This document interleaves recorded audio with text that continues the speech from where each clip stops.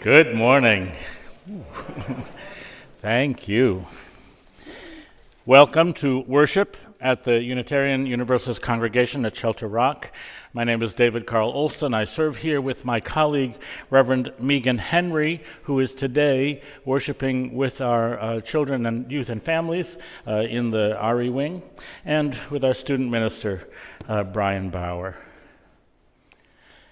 All of us serve, cherishing our lead minister of blessed memory, the Reverend Dr. Natalie M. Fenimore. We miss her, and with her family, we will remember her at the end of this month with a celebration of life on Saturday, May 30th. We are a leader-full congregation under the governance of our elected Board of Trustees. I'm proud to welcome to the pulpit your Vice President, Paul Carbone. Good morning, everyone. Whether you're a visitor, a newcomer, or a longtime member of this congregation, you're welcome here. Wherever you are in your spiritual journey, you are welcome here. In this community, we use science, reason, and an open heart to explore life's many mysteries. To learn more about this congregation and Unitarian Universalism, please visit our welcome desk in the lobby or go to our website, UUCSR.org. Our board invites you into the fuller life of the congregation. After this service, you may join us in the social hall for our Sunday cafe. There's a minimum charge for lunch, but if you're a first or a second time visitor, lunch is on us. You're welcome to walk the labyrinth on the patio, right out to the right, but be sure to come back to the worship room for a congregational meeting at 1 p.m. On Friday, I'd like to invite you to Soulful Sundown, our monthly Vespers service, this month featuring the Cosmic Orchestra and special guest Jenna Nichols. A simple supper is served at 6:30 before the service, and then next Sunday we'll mark Mother's Day with a special service led by Brian Bauer.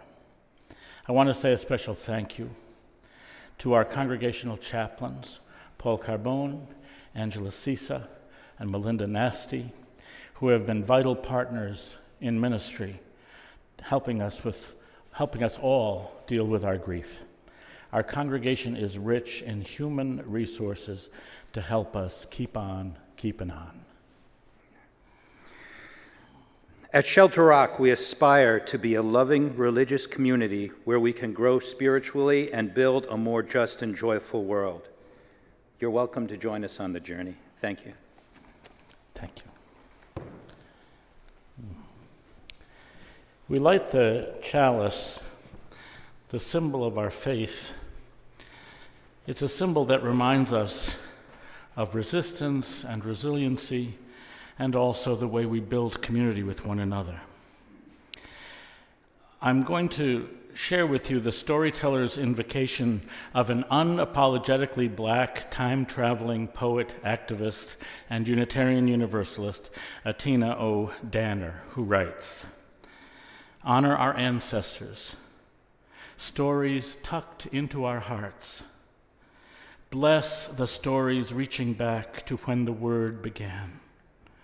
Blessings to my siblings as we break the word apart.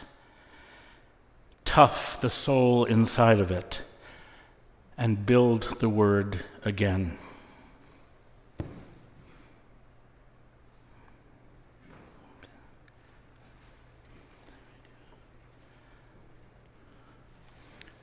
Blessed be. I'd love to ask you to join us in singing When We Are Gathered, number 359 in the gray hymnal. Please rise in body or spirit as you are able.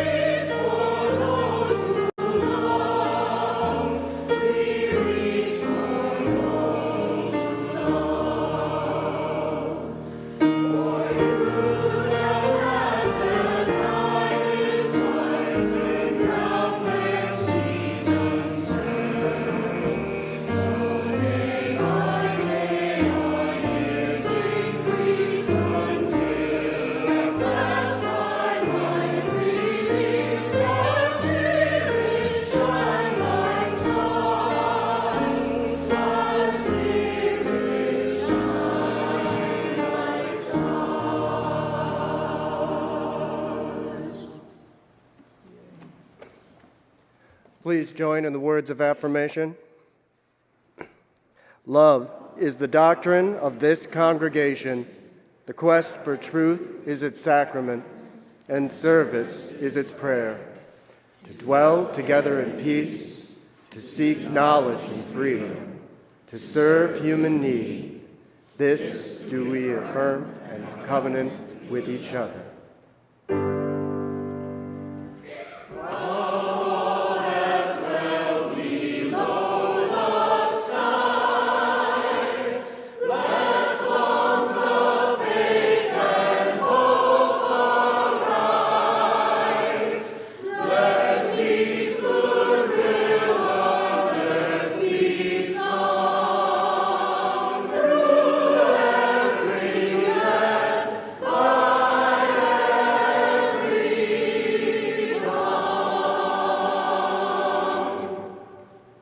Please be seated.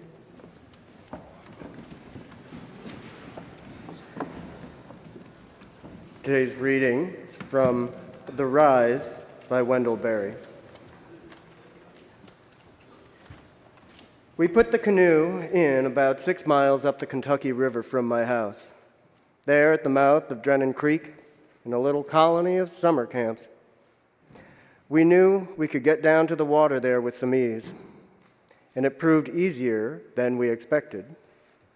The river was up maybe 20 feet, and we found a path slating down the grassy slope in front of the cabins. Went right into the water, as perfect for launching the canoe and getting in as if it had been worn there by canoeists. To me, that, more than anything else, is the excitement of a rise, the unexpectedness, always of the change it makes. What was difficult becomes easy, and what was easy becomes difficult. By water, what was distant becomes near.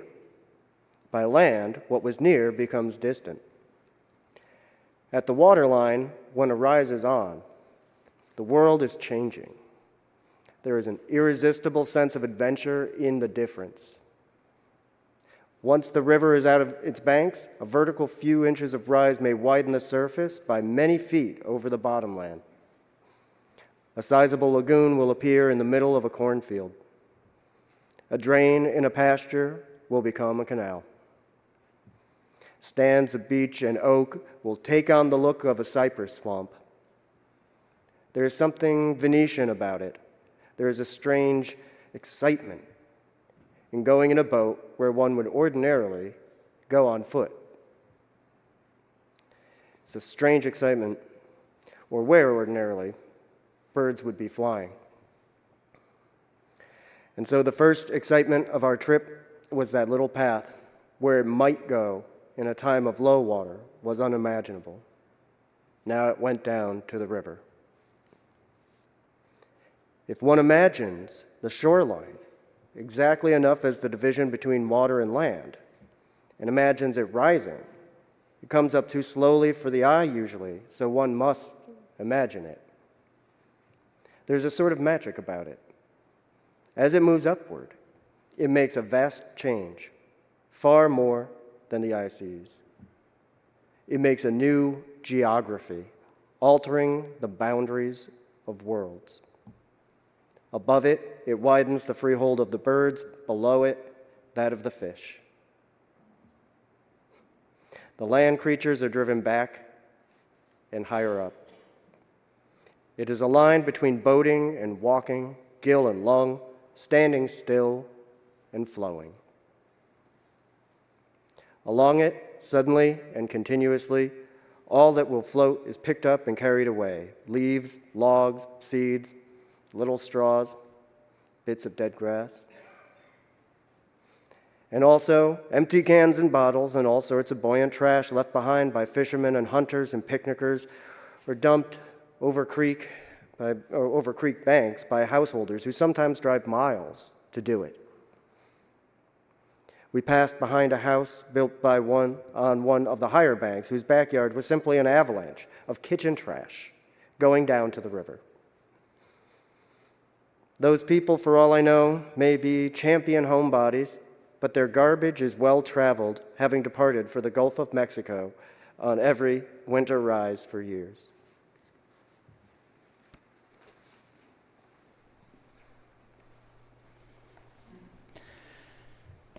When our teal hymnal was published, hymnodist David Johnson argued that hymn number 1012 was unlike any other song that had been published in Unitarian or Universalist hymnody, because it said that you and I sometimes are uncertain, sometimes troubled.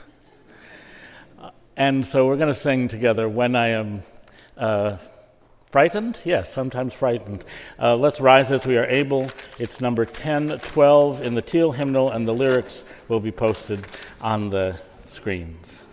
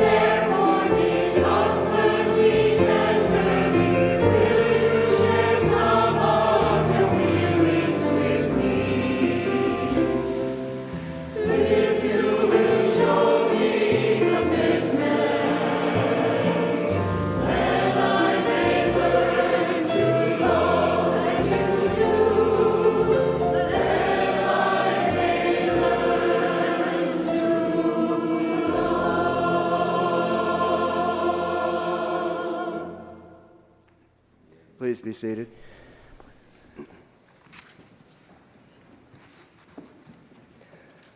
When we gather for worship, we share an opportunity toward living our Unitarian Universalist values in the world by acts of generosity to bring positive change.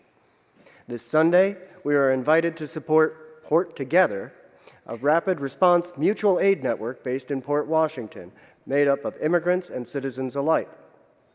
We offer solidarity and support to our immigrant neighbors through community watch, legal services, education, mental health support, accompaniment, advocacy, and more. Confronting decades of anti-immigrant laws and policies, we strive to create a community where everyone is valued, respected, and loved, and where everyone belongs. There are several ways to give, and instructions are printed in the order of service. Stephen?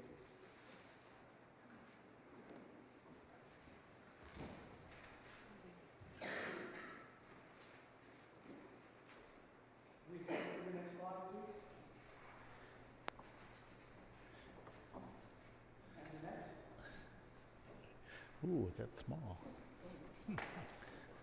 When I breathe in, I breathe in peace. When I breathe out love. Choir will sing it twice, and then join us, please.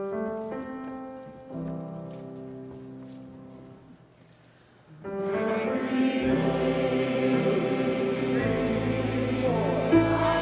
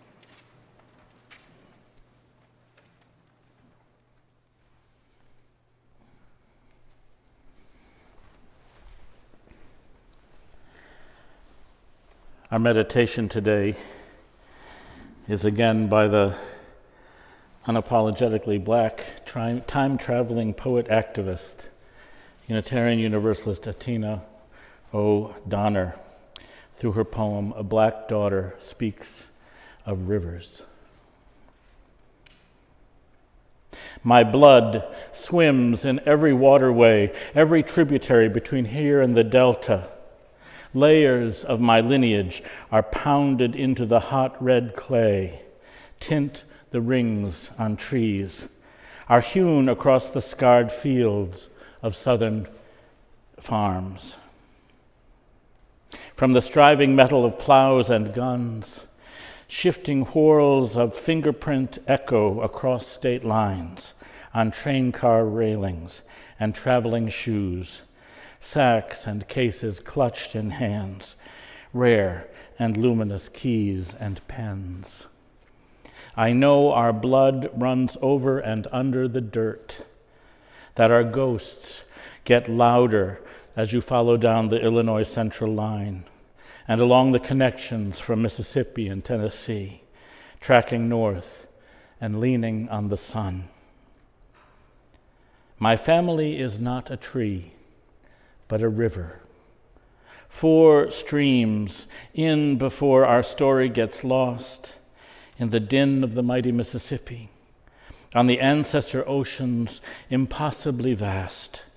My great-great-great-grandmothers are likely Molly, Missouri, Malvina, Adeline.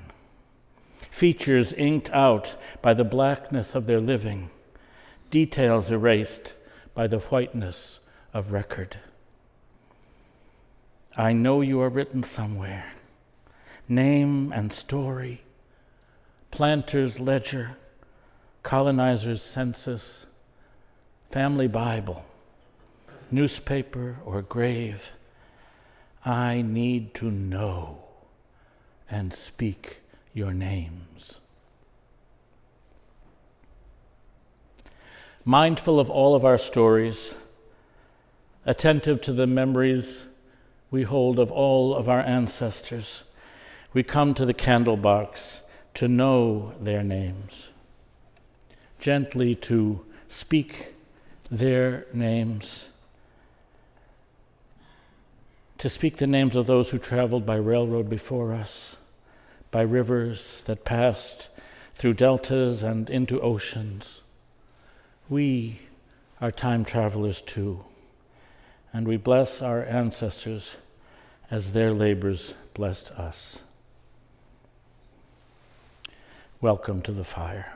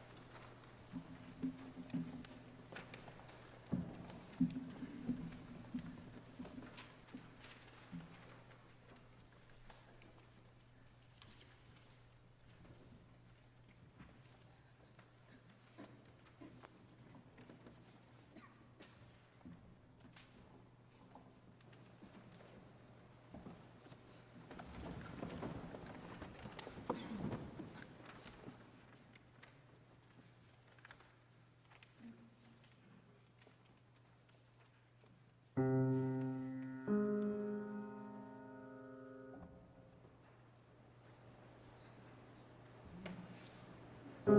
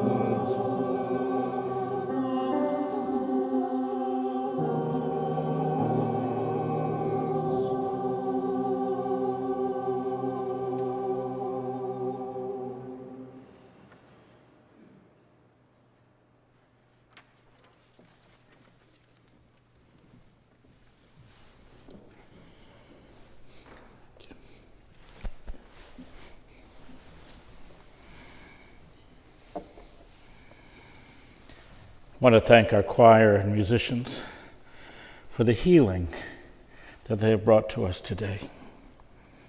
Thank you, Stephen, especially. It was the weeping philosopher Heraclitus who stressed that life was less about being and more about becoming. He might most be remembered for the saying that a person cannot step into the same river twice. Rivers, even great river systems like the Mississippi, are a combination of the general, the routine, the predictable. All waters flow toward the sea. And the unpredictable, when seasonal snowmelt and rain causes the rise, as recorded by Wendell Berry, and it's, in most extreme cases, changes even the course of the rivers themselves. Naturalist John Muir wrote in his mountain journal, "The river flows not past, but through us, thrilling, tingling, vibrating every fiber and cell of the substance of our bodies, making them glide and sing. The foreseen retirement of a minister might be part of what is predictable. The quick and unexpected decline and death of Natalie is an extreme change of course. Such an event does not flow past us, but through us. Perhaps vibrating every fiber and cell, yes, but in the case making us sad, mad, unreasonably glad, certainly scared. I love that phrase of Atina O'Danner, "My family is not a tree, but a river." Natalie's family's river flowed north like that of many black families, leaving Birmingham, Alabama, for the opportunities that existed in Detroit. She came of age in an unapologetically black neighborhood and found her way in this oh-so-white religious tradition with expertise, insight, and profound personal strength.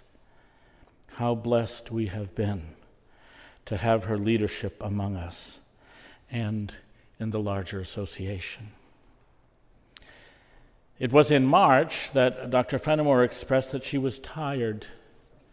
And so I asked, is there something that I could do to help? And she wondered if I might accompany the Board of Governors and the staff of the Unitarian Universalist Beach program at Shelter Rock for their annual site visit. I was happy to say yes, and excited to hear that the visit would be to St. Louis, Missouri. I began imagining a service about the Mississippi River, about the great water system that is the center of the nation that the Beach program serves, that ministers in our name, that extends Unitarian Universalism and our values across the country. And there's the Mississippi sitting in the middle of it. As it were, on Monday, as we prepared to board the plane, we learned that due to tornado conditions in St. Louis, that our evening activities had been canceled, and there was an expectation that in the wake of possible tornadoes and certainly hailstorms and rain, that the programs that we were scheduled to visit on Tuesday and Wednesday might need to be tending to their own people, tending to the networks that they were all building, tending to the democracy that they were helping to create and extend and secure. And so, mindful that the afternoon of our congregational meeting would have more news about the Beach program, the Board of Governors made the decision to postpone the visit to a future date, although our luggage did go to St. Louis and eventually came back. Between that initial conversation with Dr. Fenimore and the site visit itself, Natalie met her mortality. Her death, vibrating every fiber and cell, has placed all things in a different perspective. Things between and among us, things about how it is we relate to the world, everything is changed with sadness, with sorrow, that grief will require time for us to say goodbye. It is hard to say goodbye when it feels as if the partner isn't present, hasn't found the way to say goodbye to you. I'd like to share with you some of what I lean into when it comes to our saying goodbye. Remember Wendell Berry.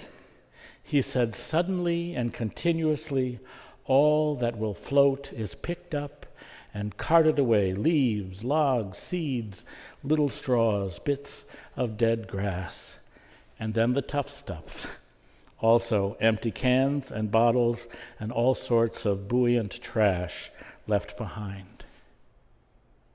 In Natalie's concern for us, in her concern for us, she wondered what she had left behind that was somewhat like that buoyant trash. She wondered whether she had caused harm, whether she had caused harm to us.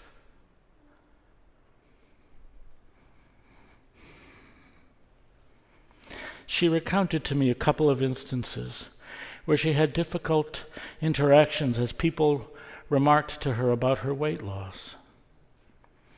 She felt this was a private matter. And in a culture where women especially can be publicly shamed around matters of the body, she reacted strongly to some of us, as anyone would. Private matters are not for public conversation, she said. People should keep their opinions and questions to themselves.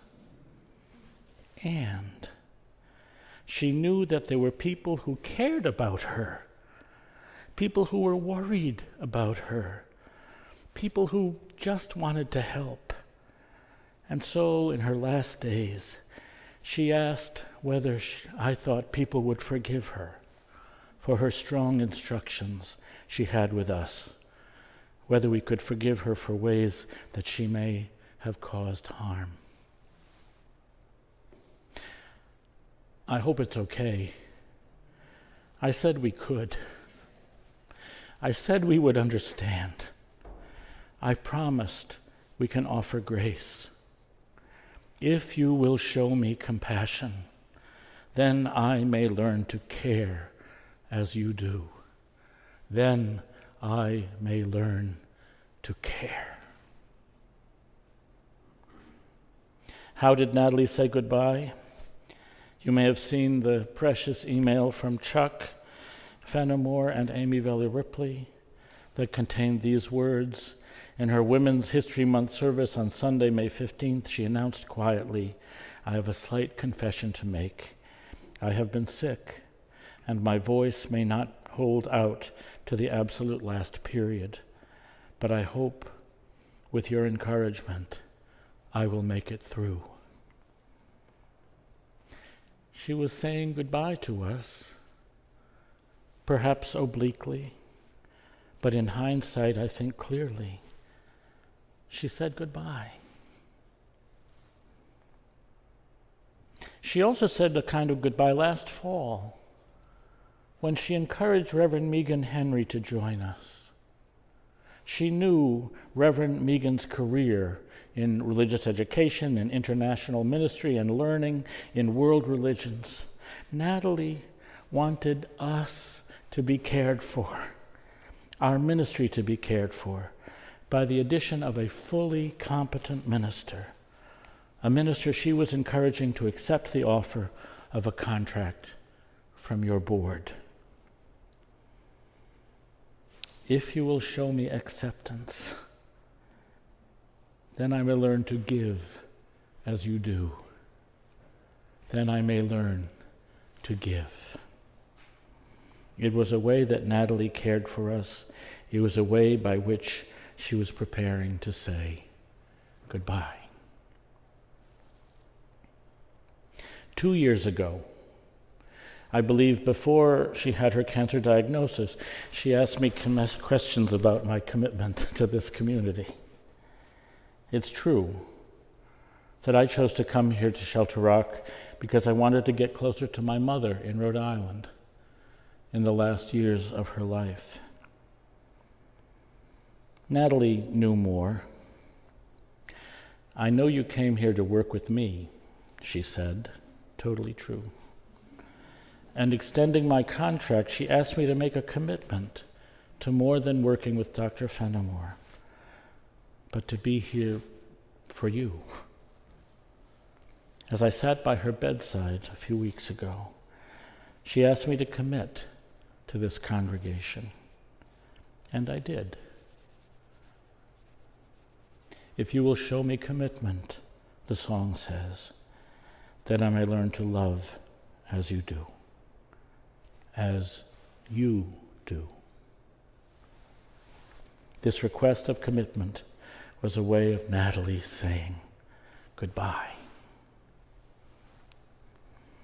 I'll close my remarks this morning by sharing this poem by an artist in residence. You may know her. I brought her to the Center for Theology and the Arts when I was the Institute Associate at Andover Newton years ago, back in the day. I think you've heard of her. Her name is Carolyn McDade. And this is her poem, Rivers, for the Sisters of Hope, whose lives are the act of hope.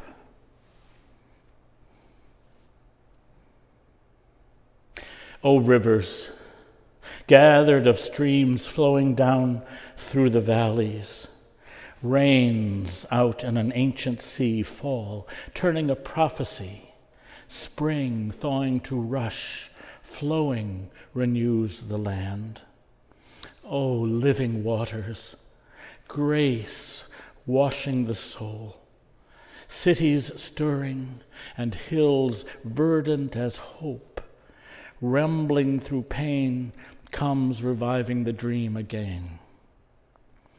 Come, we a mingling of streams gathered of generations, born unto a sacred earth, dying, we shall know rebirth, faith deep in our lives, freeing a love that frees. O passion eternal, ever-burning flame, O radiant planet, whirling on true to the stars, in a vow sung in the tongue of earth. Our way to journey among people cast to the edges, women shall their fullness be, laden shall arise, be free. All blessed we rise, fresh in a fearless dawn. O bountiful goodness, truth and mercy shall meet, live as we must live, where we must be faithful and free, to the gospel of a boundless whole. Go, sisters, renewed from this day, held and holding a promise. O wisdom without, within, shine, freeing our love to bend with meaning that dream deep in our common way. Go, blessings go with you, dare, though trials abound, this day a reminder that the banks bordering streams neath the waters abide as one. And then she adds a little pledge, a little promise. My love for you I sing, my life to you I bring, my all and all, with you, my sisters of hope. Come, sisters of promise, go, sisters of hope, in earth's revolution, breath of old breathing anew, as the love in this life rolls on. Blessed be.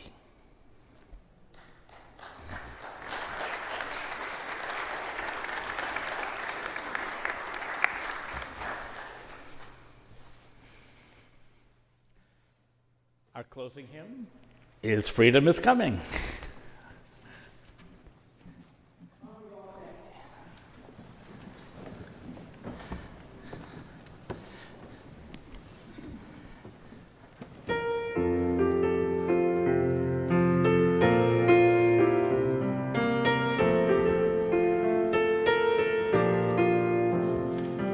Oh, freedom, oh, freedom, oh, freedom, freedom is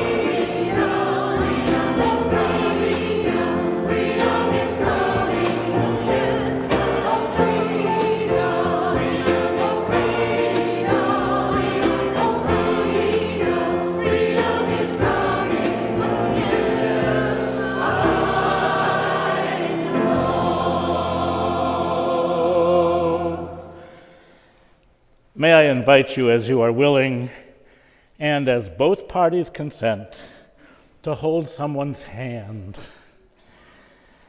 They call it a benediction. Benediction is a good word, right? So that's what we're going to do.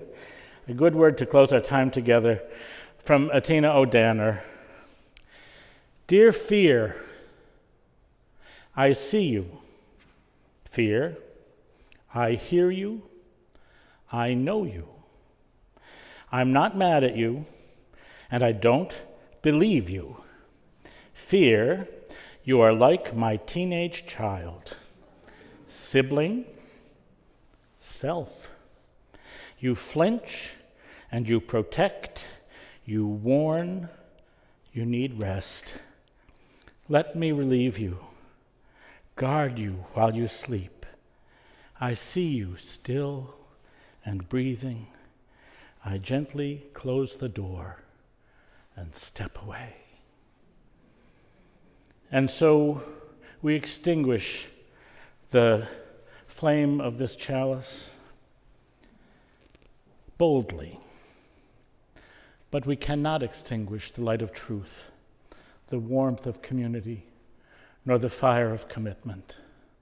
These we carry in our hearts until we are together again. Blessed be. Please sit.